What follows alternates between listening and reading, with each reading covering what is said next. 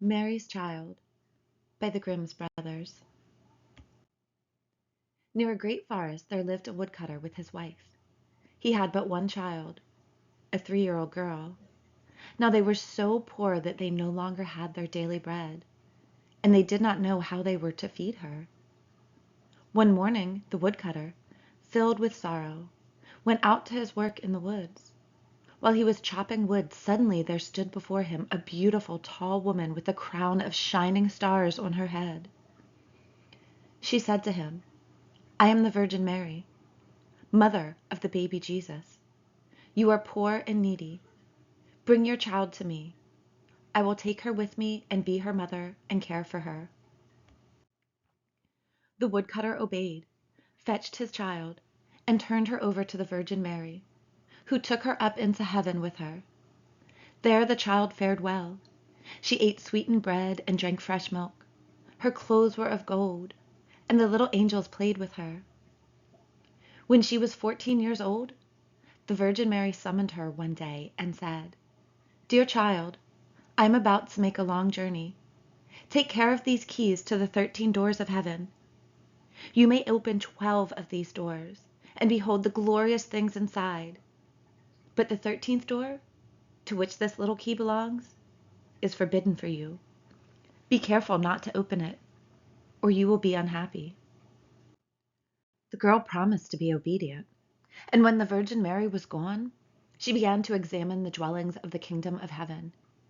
Each day she opened one of them until she had been to all 12. An apostle, surrounded by great brilliance, sat in each one.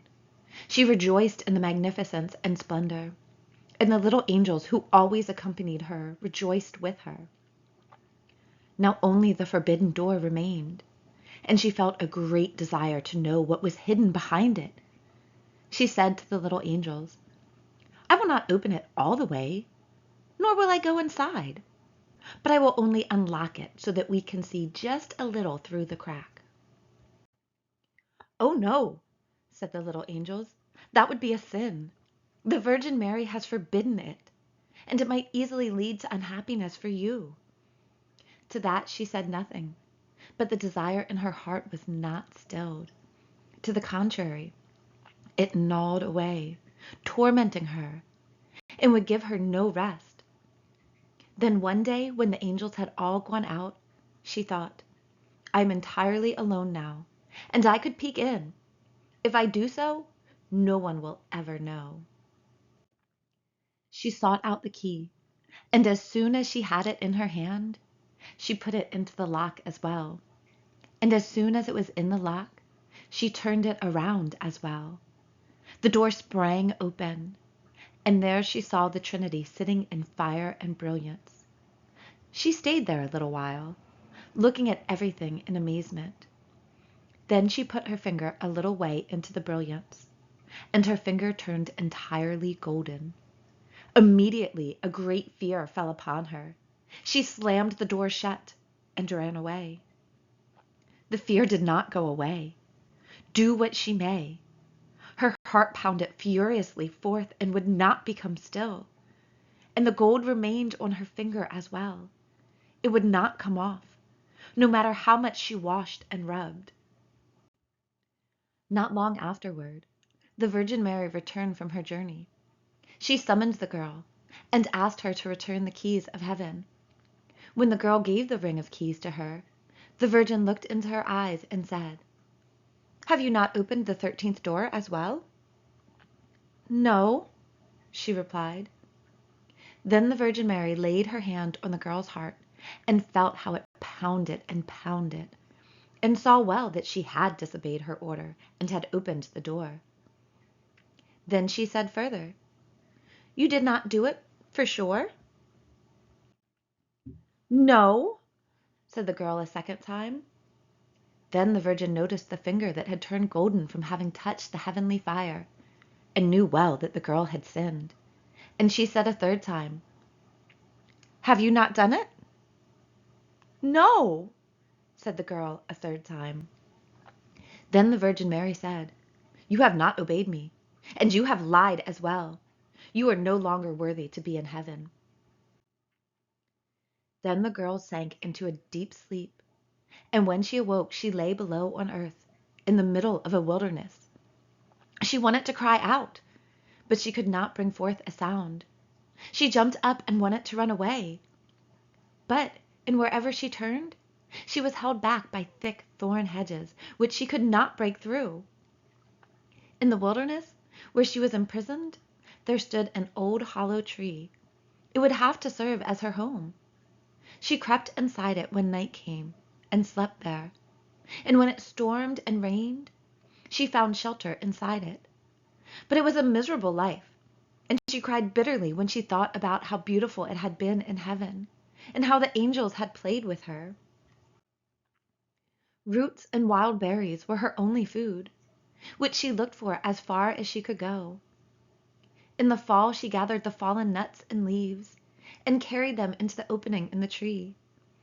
The nuts were her food during the winter, and when snow and ice came, she crept under the leaves like a poor little animal, so that she would not freeze.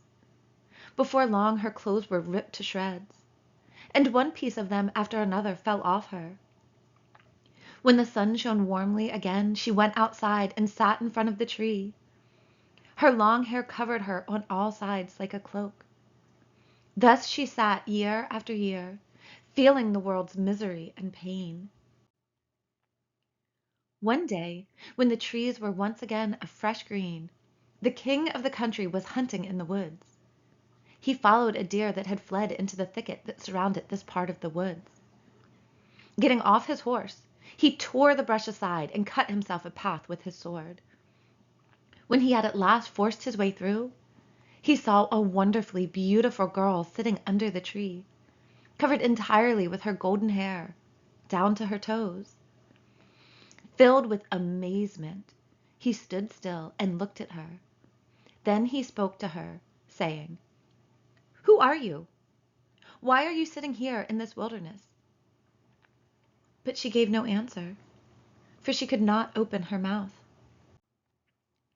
The king continued, "Will you go with me to my castle?" To this she just nodded her head a little. The king took her into his arms, lifted her onto his horse, and rode home with her.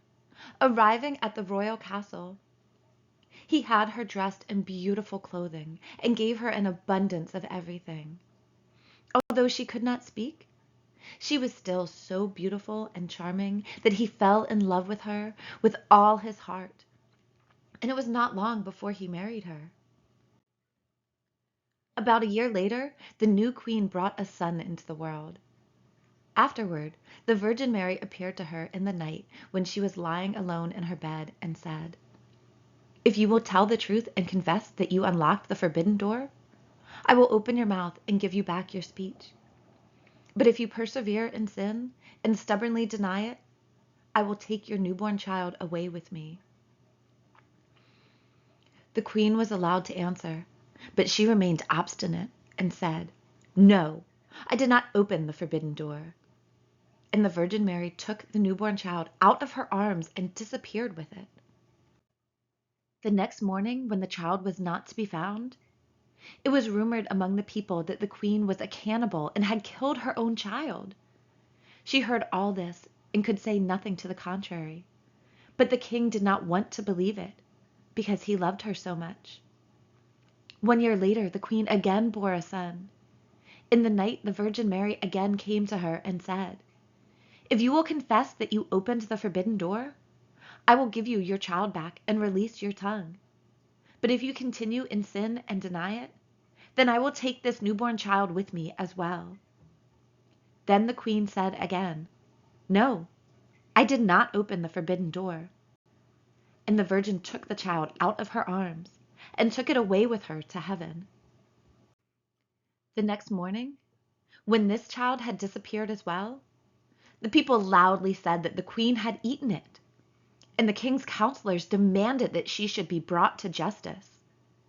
The king, however, loved her so dearly that he would not believe it, and ordered the counselors, under threat of death, to say nothing more about it. The following year, the queen gave birth to a beautiful little daughter, and for a third time the Virgin Mary appeared to her in the night. She said, "Follow me." Taking the queen by the hand, she led her to heaven and showed her there her two oldest children, who were laughing and playing with the ball of the world. When the queen rejoiced at seeing this, the Virgin Mary said, "Has your heart not yet softened? If you will confess that you opened the forbidden door, I will give you back your two little sons." But for a third time the queen answered, "No, I did not open the forbidden door." Then the Virgin let her sink down to earth again, and took away her third child as well. The next morning, when it became known, all the people shouted loudly, "The queen is a cannibal! She must be condemned!" And the king was no longer able to hold back his counselors. A trial was held, and as she was not able to respond and defend herself, she was condemned to be burned at the stake. Wood was piled together. After she had been bound tightly to a stake, and the fire was beginning to burn around her, the hard ice of pride melted. Her heart was moved by regret, and she thought, "If only I could confess before my death that I opened the door." Then her voice came back to her, and she cried out loudly, "Yes, Mary, I did it." Immediately rain began to fall from heaven, and it put out the fiery flames. A light broke forth above her, and the Virgin Mary descended. She had the two little sons by her side, and the newborn daughter on her arm. Speaking kindly to her, she said, "Whoever repents a sin and confesses, it will be forgiven." Then she gave her the three children, released her tongue, and gave her happiness for her entire life.